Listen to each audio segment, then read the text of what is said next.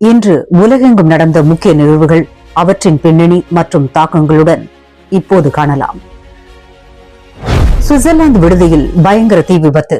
புத்தாண்டு கொண்டாட்டங்களின் போது சுவிட்சர்லாந்தின் ஸ்கை ரெசார்ட் ஒன்றில் ஏற்பட்ட வெடி விபத்து மற்றும் தீயில் சுமார் 40 பேர் உயிரிழந்துள்ளனர். இதுபோன்ற சர்வதேச சுற்றுலா தலங்களில் பாதுகாப்பு நெறிமுறைகள் மற்றும் கூட்ட நெரிசலை நிர்வகிப்பதில் உள்ள குறைபாடுகளை இது வெளிச்சமிட்டு காட்டுகிறது. ஐரோப்பிய நாடுகளில் நிலவும் பாதுகாப்பு தரங்கள் இப்போது கேள்விக்குறியாகி உள்ளன. வங்கதேசத்தில் சிறுபான்மையினர் மீதான தாக்குதல். வங்கதேசத்தில் இந்து மதத்தைச் சேர்ந்த தொழிலதிபர் ஒருவர் மர்ம நபர்களால் தீயிட்டு எரிக்கப்பட்ட சம்பவம் பெரும் அதிர்ச்சியை ஏற்படுத்தியுள்ளது. அண்டை நாடுகளில் நிலவும் மதவாத பதற்றங்கள் தெற்காசிய பிராந்தியத்தின் அமைதியை சீர்குலைக்கக்கூடும். இது இந்தியா வங்கதேசம் இடையிலான வெளியுறவு கொள்கையில் புதிய சவால்களை ஏற்படுத்த வாய்ப்புள்ளது. ஈரானில் பணவீக்கத்திற்கு எதிரான போராட்டம். ஈரானில் 42% உயர்ந்துள்ள விலைவாசி உயர்வை கண்டித்து இளைஞர்கள் போராட்டங்களில் ஈடுபட்டுள்ளனர். இதில் 21 வயது இளைஞர் ஒருவர் உயிரிழந்துள்ளார். மத்திய கிழக்கு நாடுகளில் பொருளாதார நெருக்கடி அரசியல் மாற்றங்களுக்கு வித்திடுவதை நாம் மீண்டும் பார்க்கிறோம்.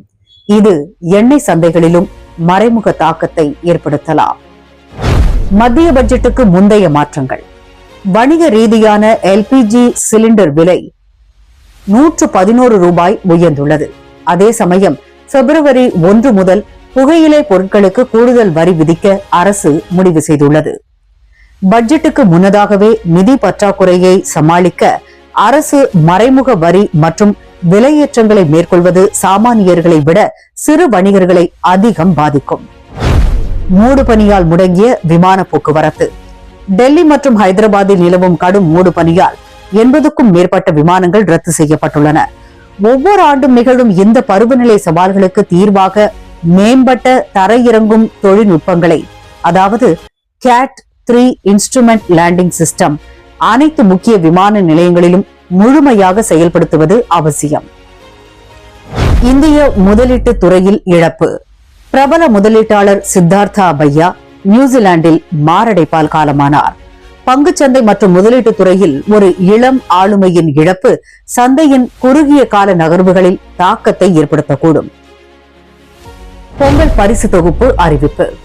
ஜனவரி 8ஆம் தேதி முதல் பொங்கல் பரிசு தொகுப்பு வழங்கப்படும் என முதல்வர் அறிவித்துள்ளார். இதில் 1 கிலோ பச்சரிசி, சர்க்கரை மற்றும் கரும்பு வழங்கப்படும். தேர்தலை எதிர்நோக்கியுள்ள நிலையில் ரொக்க பணம் வழங்க வேண்டும் என்ற எதிர்க்கட்சிகளின் கோரிக்கையை அரசு எவ்வாறு கையாள போகிறது என்பது முக்கிய அரசியல் நகர்வாக பார்க்கப்படுகிறது.